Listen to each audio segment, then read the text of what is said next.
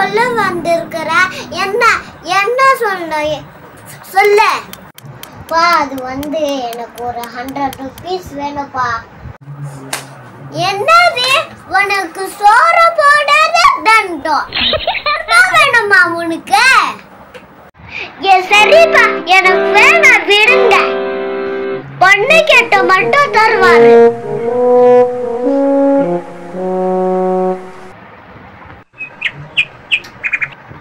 அப்பா good morning. அப்பா ஒரு 100 rupees தாங்கப்பா.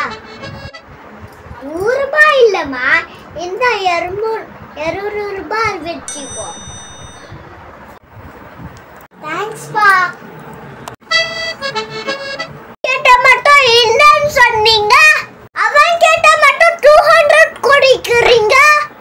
ஆமா ஆமாடா, அவன் பொம்பளை பொண்ணு.